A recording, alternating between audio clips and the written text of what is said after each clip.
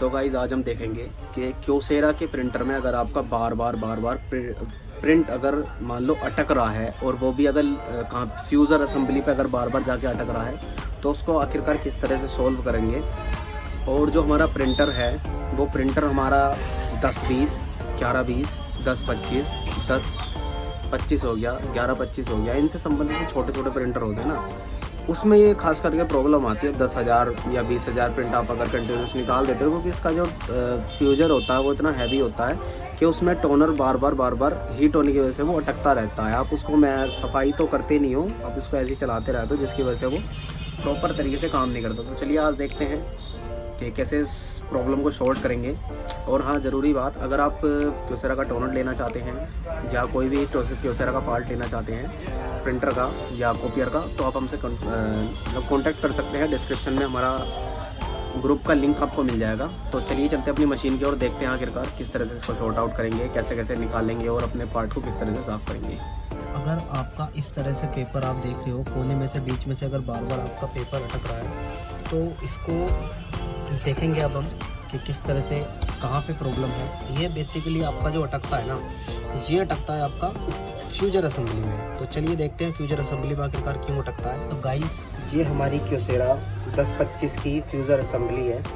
आखिरकार में इसमें कहाँ अटक रहा है, ये यहाँ बीच में अटकता है बार बार आके। अभी आप देखोगे, जैसे आप देख पा रहे हो ना कि यहाँ पे थोड़ा सा टोनर चिपका हुआ है। तो अब इसको हम खोलेंगे और खोलने के बाद इसको साफ़ करने के लिए आपको पेट्रोल की ज़रूरत पड़ेगी।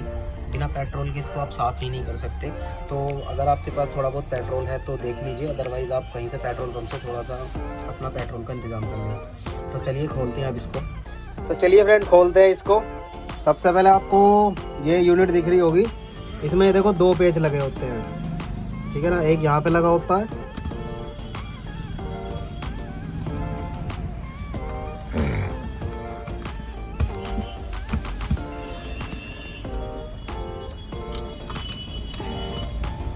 तो देख सकते हैं ये एक पेच निकल गया। अब अपना दूसरा पेच हम निकालेंगे। ये दूसरा पेच आप देख रहे होंगे,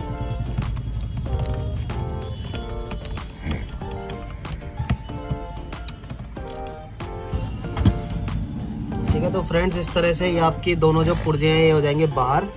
अब आपको करना क्या है, जो आपको ये वाली यूनिट दिख रही है ना, ठीक है ना, इसमें सबसे पहले इसके 2 पिन से होंगे, इसको अलग निकाल दे प्रेशर रोलर को। और ये देख रहे होंगे ये साइड में 2 पिन लगे होते हैं, इन पिनों को भी निकाल के रख दें। अगर ये खो गए ना तो समझ लो मशीन भी खो गई। अब आपको करना क्या है कि आपको ये दिख रहा है ना, ये वाला जो है, इस पे देख रहे होंगे थोड़ा सा गंदा सा हो रहा है, इस पे टोनर जमा हुआ है। अब ये टोनर आपको करना है साफ पेट्रोल से। तो चलिए इसको करते हैं, करने के बाद हम आपके पास आते हैं दोबारा वापस। तो फ्रेंड्स, ये आप देख सकते हैं, ये अब हमारा क्लीनिंग हो गया है। अब आप देख सकते हैं बिल्कुल एक लाइट फिनिशिंग इस पर आ रही होगी, आराम से आप हाथ फेर पा रहे होंगे। पहले इस पे हाथ भी नहीं फिर रहा था, अटक रहा था, ठीक है। तो ये हमने कर लिया। अब इसको एक बार नीचे से भी, यहाँ से भी आप एक बार मार लेना इस पर कपड़ा, क्योंकि नीचे भी यहाँ पे जम जाता है। यहाँ पे भी आप मार लोगे तो आपका अच्छे से बहुत बढ़िया तरीके से आपका जो प्रिंटर है वो वर्क करेगा, ठीक है ना। और रुमाल ऐसा लेना, कोशिश ये करना वो लड़कियों वाले जो रुमाल आते हैं ना वो वाले आपको यूज़ करने हैं, क्योंकि उससे क्या होता है कि एक अच्छा स्मूथ फिनिशिंग आ जाती है। आप नॉर्मल कपड़े वगैरह लेते हो तो उससे कभी कभी निशान आने की प्रॉब्लम सी हो जाती है,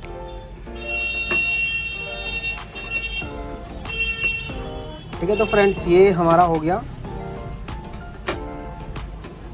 अब अपनी यूनिट लगाते हैं दोबारा से। सबसे पहले इसके प्रेशर रोलर लगाएंगे अब हम। तो जो 2 पिन थे, 2 पिन लगाएंगे साइड के दोनों। ये देख सकते हैं ये एक पिन लग गया। अब दूसरा पिन लगाएंगे, ये दोनों पिन लग गए। अब हम अपना प्रेशर रोलर लगा देंगे।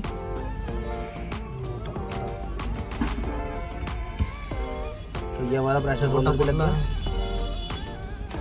तो अब इन दोनों पार्टों को जोड़ देते हैं।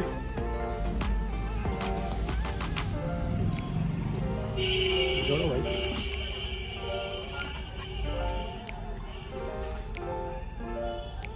देखो, इन्हें जोड़ने के लिए हम आपको बता देते हैं कि आखिरकार जोड़ते किस तरह से हैं।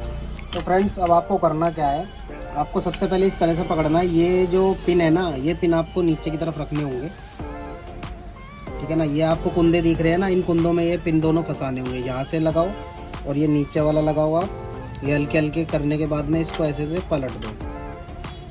ठीक है। पलटने के बाद अपने से बंद कर लो। बंद करने के बाद अपने जो आपने 2 पेच जो निकाले थे मशीन की असेंबली से, अब वो दोनों पेच आप दोबारा से रीअसेंबल कर दो इसमें।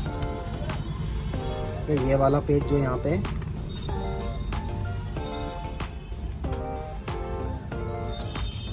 कोशिश ये करें कि खो ना जाए कोई भी पेच। अक्सर करके अगर एक बार बाई चांस खो गया तो फिर ये पेच मिलना आपका बहुत मुश्किल हो जाता है। तो आप कोशिश करें कि पेच बिल्कुल ना खो पाए।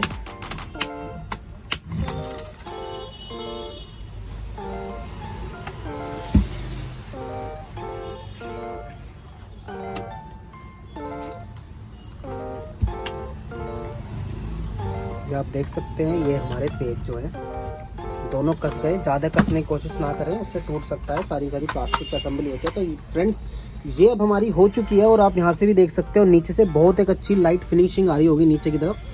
आपको जब हमने पहले दिखाया था बहुत ज़्यादा गंदा सा प्रिंट हो रहा था इसमें। तो चलिए फ्रेंड्स अब इसको मशीन में लगा देते हैं। तो फ्रेंड्स अब इसको लगाते हैं। इसको लगाने का तरीका सबसे पहले बताते हैं। जो केबल है ना, ये केबल आपको निकालनी होंगी।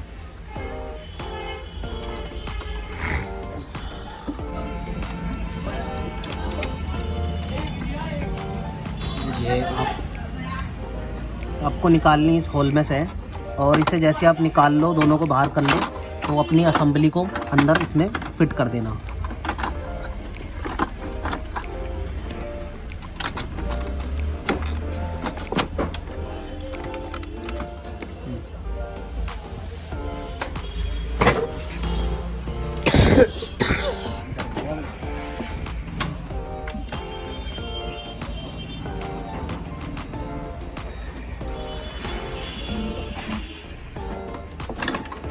इसको निकाल लेना अगर बाई चांस सही से ना लगे। तो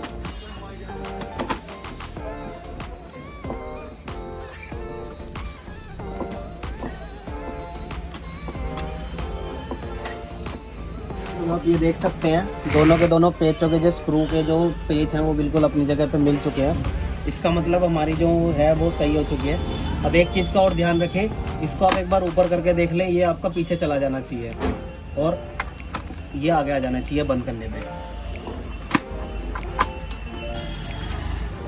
तो फ्रेंड्स ये हमारे पेच अब हम लगा देते हैं दोनों के दोनों। अब पेच लगाते समय एक चीज़ का ध्यान रखें कि अच्छे से कस जाने चाहिए। अगर ढीले रह जाएंगे तो फिर प्रॉब्लम होगी इसमें भी। ठीक है, ये हमारा पेच कस गया। अब जहाँ से इसकी वायरिंग कर लेते हैं हम अपने की।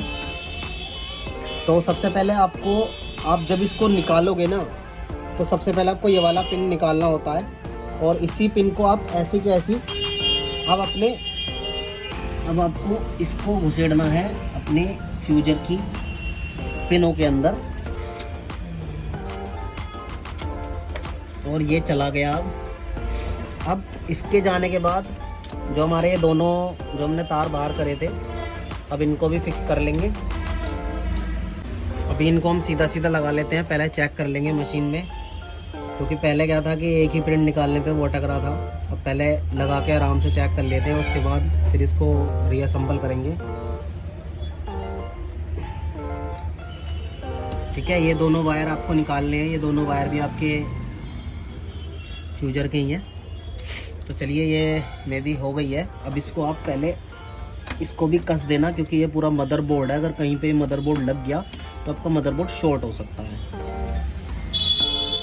ठीक है, तो इसका करके कोई सा भी एक पेच लगा दें, ये लगा दें या मेन इसका एक पेच लगा दें।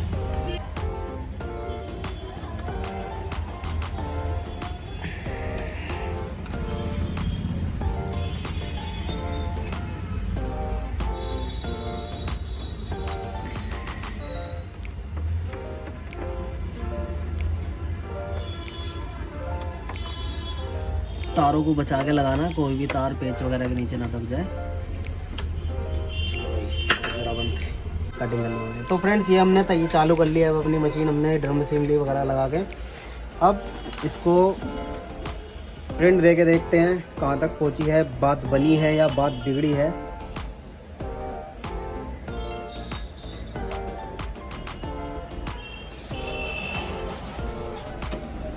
तो फ्रेंड्स साफ सफाई करने के बाद हम मशीन की टेस्टिंग कर लेते हैं। डुप्लेक्स की टेस्टिंग करेंगे, उसमें हमारा सब कुछ आ जाएगा, ए से लेकर जेड से, और जेड से लेकर टिंग से लेकर टोंग तक, और टिंग से लेकर डोंग तक सब कुछ आ जाएगा।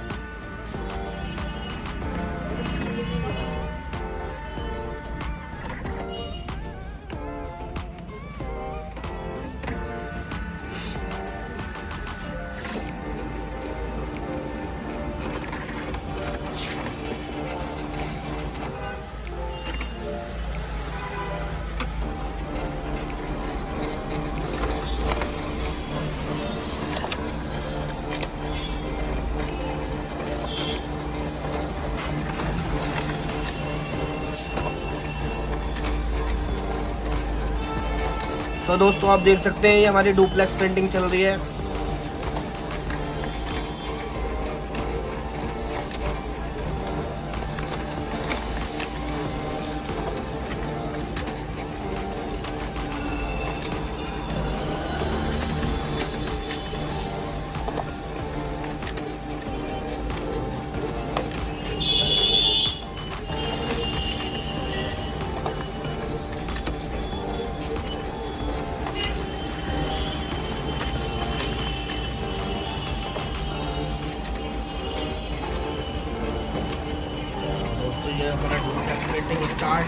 तो फ्रेंड देख सकते हैं कोई भी पेपर, 4 से 5 पेपर निकल गए हैं, कोई भी पेपर आपका अटका नहीं है।